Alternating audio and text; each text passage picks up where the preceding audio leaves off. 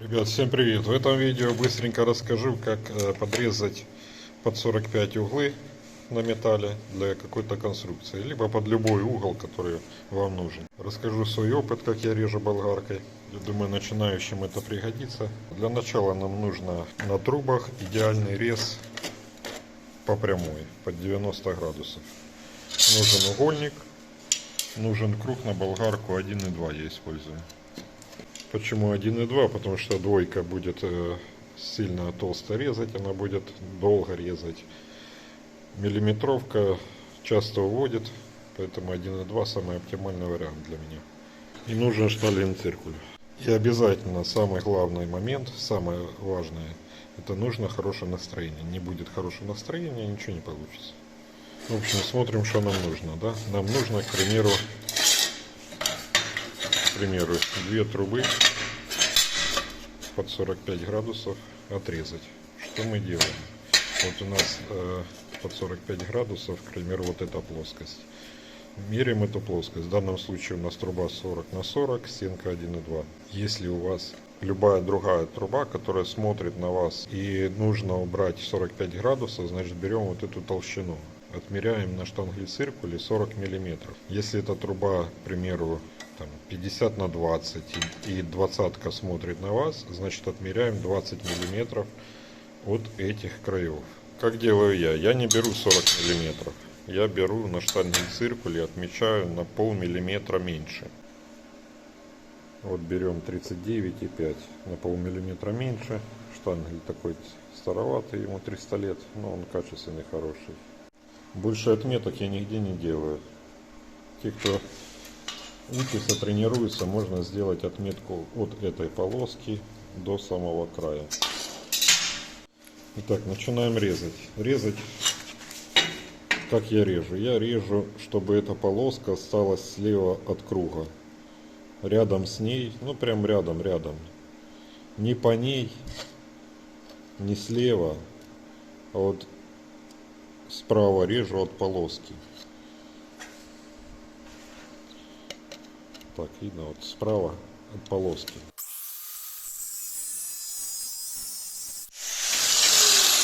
Все, надрез сделали. Теперь делаю надрез отсюда до сюда, до уголка.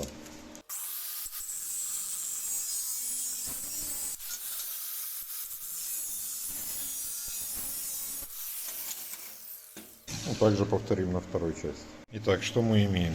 Вот у нас угольник, вот у нас рез. Он равномерный, ровный, но у нас не сходится, да?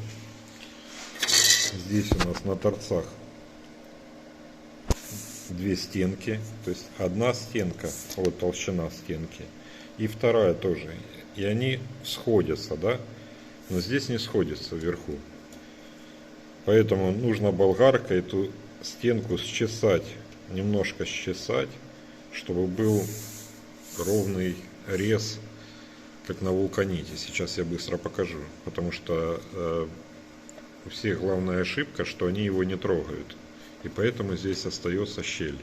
Вот у нас получается этот край, нам нужно его убрать, чтобы получился острый угол, не тупой, а острый здесь, чтобы получился угол. Ну, также убрать заусенки от болгарки. Здесь.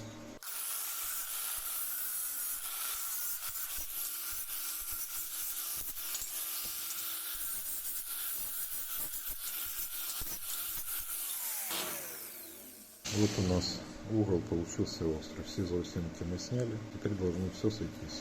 Итак, вот угольник. Вот мы приложили.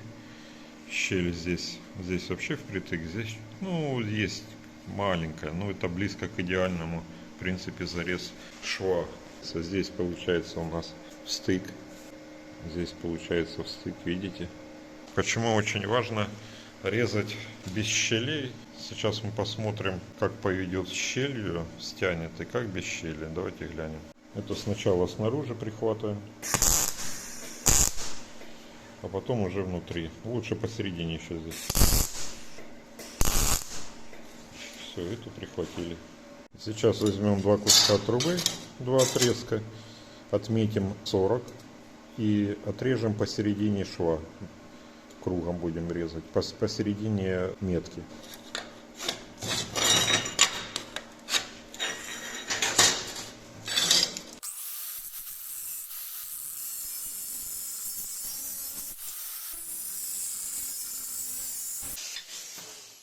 Так, что сейчас получилось? Получилось у нас здесь щель больше на расхождение идет, щель увеличивается. И еще одна проблема, вот ребята приходят, бывает на работу, проблема такая, что трогают вот эту стенку.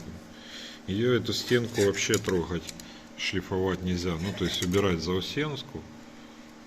Тут как бы вот вообще нельзя убирать, потому что будет щель еще больше. К примеру, сейчас у нас щель такая, а когда люди убирают вот эту стенку под скос, то она становится еще больше. Так, давайте прихватим, а потом сравним. Вот здесь мы не трогали стенку, прямой угол, так правильно. А так неправильно, когда щухи этого. То есть у нас мало того, что круг посередине режет, убирает миллиметры, так еще мы щухиваем, получается, толщину еще одну. Щель, как вы видите, она еще больше стала.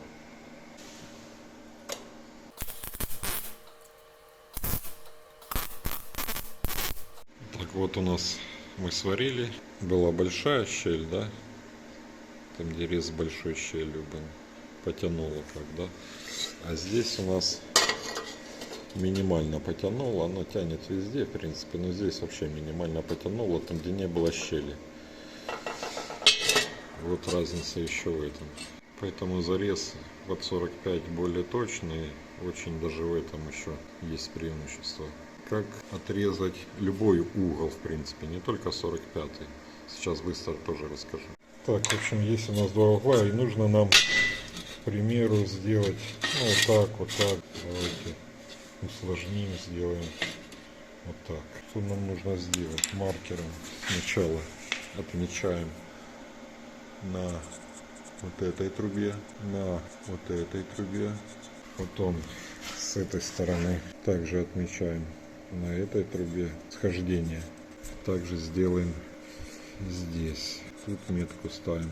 Вот тут метку поставим. Неудобно одной рукой.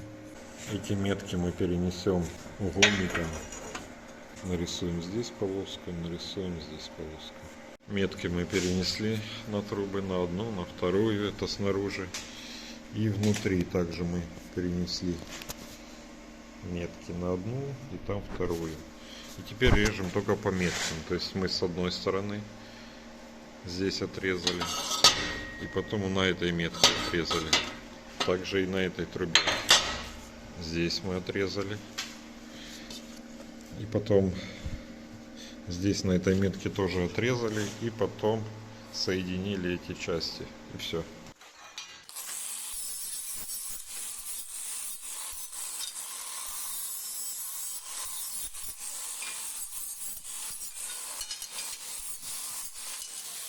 Итак, зачистили мы края. Давайте посмотрим. Вот у нас, в принципе, на шве гуляет. Но если мы поставим ровно, то такая даже фигура получилась. Вот как зарезать любой угол. Конечно, отмечали маркером.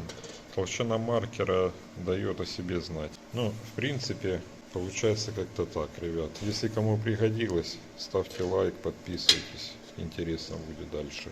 На этом все. Всем пока.